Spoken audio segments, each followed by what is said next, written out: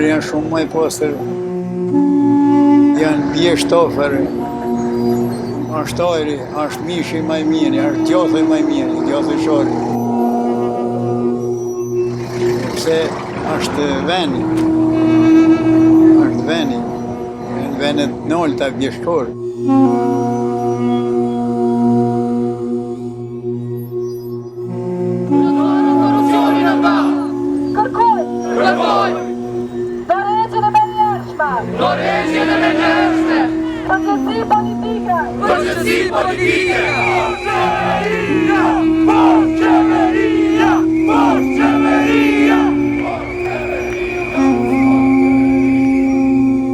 We are a spark of light in this huge darkness. If we let it disappear in that darkness, then we have done nothing.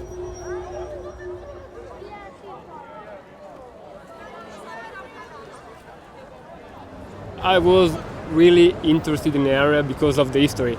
It's something that, it's a name that you heard in TV while I was growing up. So I wanted to come here to understand that what was here 20 years ago, what is now, and the lesson learned.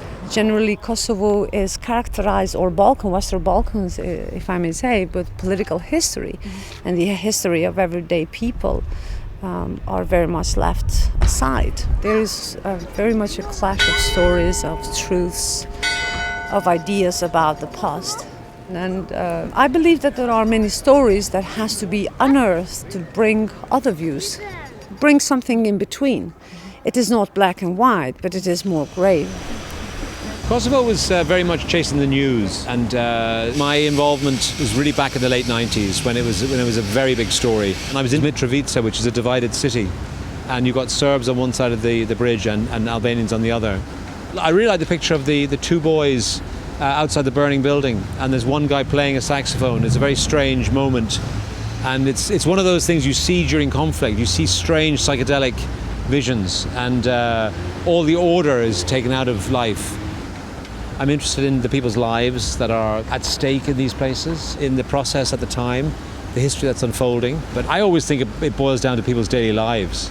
It's sort of about life in these places. The first barriers of a relationship of Serbia and Kosovo were broken through culture.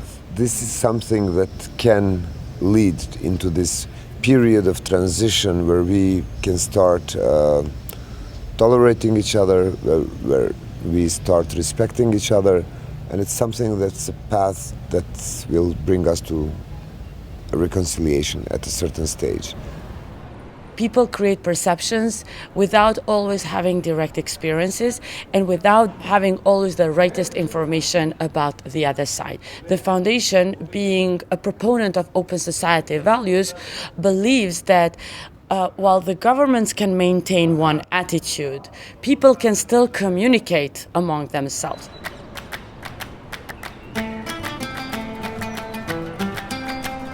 What started out as a small documentary festival, DocuFest is a success story. Through arts, it is much easier to bring together people. It's less politicized, and I think that's what helped. Young people here take a lot of pride in DocuFest. They use all of their positive energy. They channel it to our guests. This, in a way, created the entire city of Prizren into one big festival, and not only film festival. For me, the most inspiring finding was to learn that the festival receives every year more than 5,000 submissions. The way that I read this number of 5,000 is that the festival has reached into the hearts and minds of people worldwide.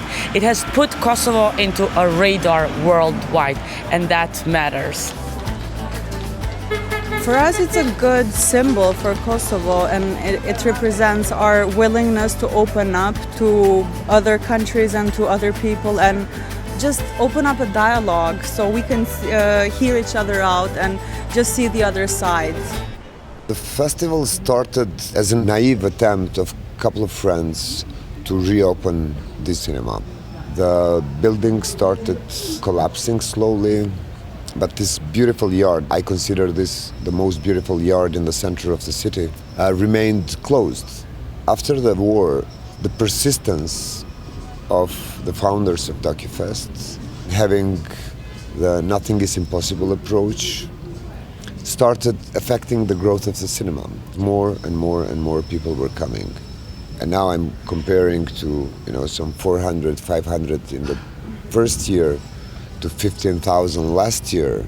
And then when there was no more facility where we could put a screen and use it as a cinema, we started using what city had to offer.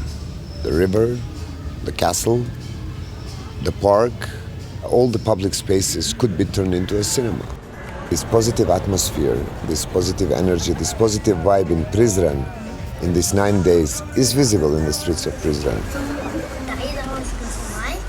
The films that are brought here deal with so many issues, and there's so many different cultures that are represented here. So for me, it's a great wake-up call. The films are about ideas and truly about creating a peaceful platform for something like that. I mean, these are big topics, okay?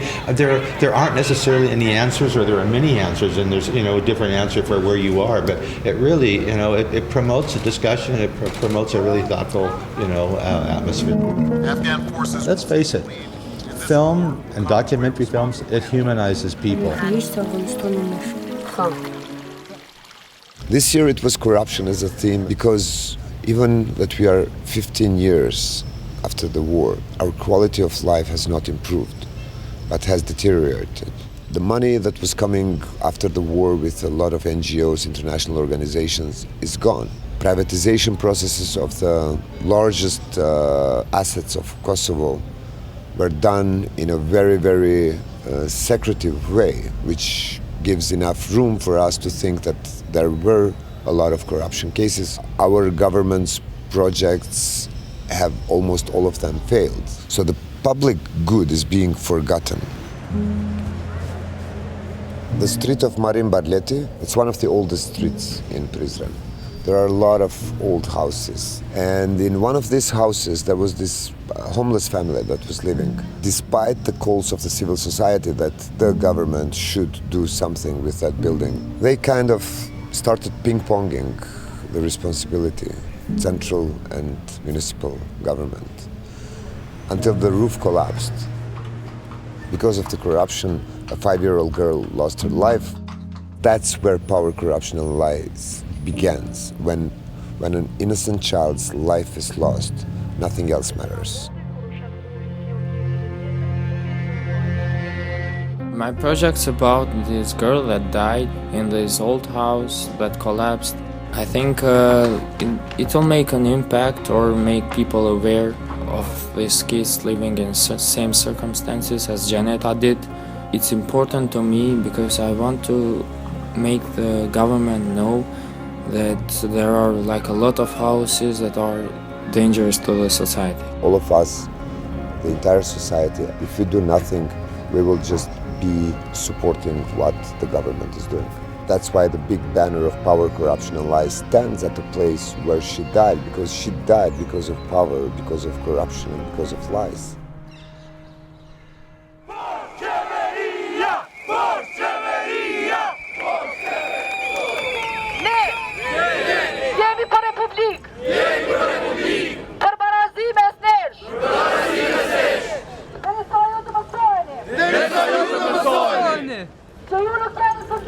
Kosovo is a new state, and democracy is very nascent here. We are really striving to build a healthy country where everyone is equal in front of the law, where nobody is untouchable, and where corruption is not a kind of standing on the way to development. The political class is the one nurturing this kind of corruption model that we are facing, and it is impeding the EU integration process. Unë kujtoj se shtetet e jashtme nuk e shohin shumë mirë Kosovën se si shkojnë shumë sene korrupt në Kosovë. Unë jetoj vetë në Austri, edhe unë që shfolin austriak për shembull, që shfolin për shtetin kosovar.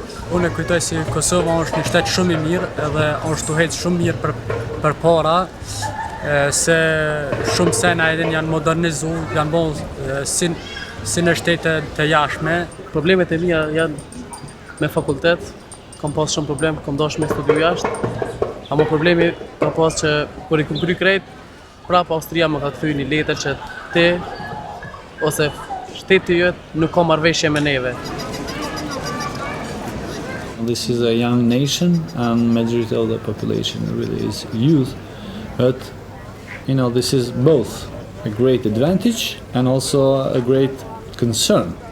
All the young people from the rest of the region since 2010 are able to travel visa-free anywhere in Europe, but Kosovars feel completely isolated. Vitet e 72 atëherë shkova në Gjermani, atje u punësova mirë. I ri, fitimi ishte në rregull të erdhi ku që shtu kaluan 40 vite atje. Ka dëshirë me shku si vizite, me shku të vllai ose të motrat, po tash I ka s'pe lejojnë vizat.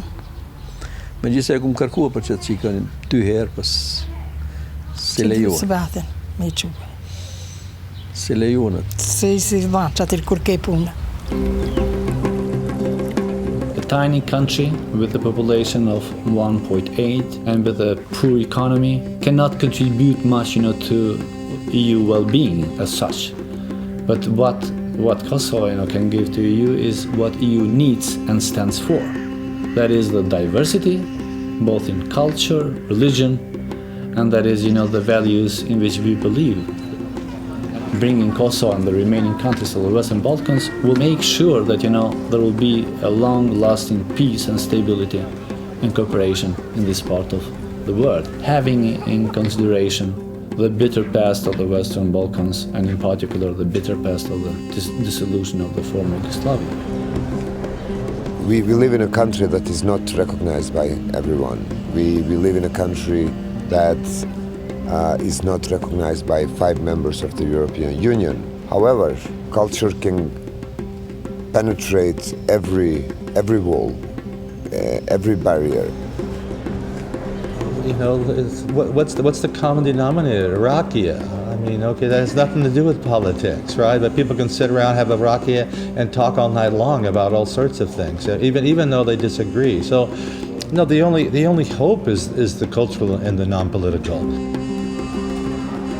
Kosovo and Serbia are neighbors, and unless, some really big tectonic change happens, we're going to be living near each other for a long time. And I think that dealing with the past and addressing the injustices we have done to each other as peoples is a good way of moving forward. I believe that this amazing group of young people, both in Serbia and Kosovo, have a chance to fix what we have spoiled. And yes, culture can go places where politics can't.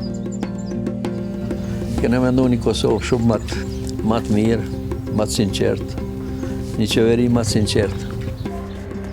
Që kemi pritë se Kosova nuk është. Tash neve në kanë vetën që do të bëhet mirë, pra, me siguri.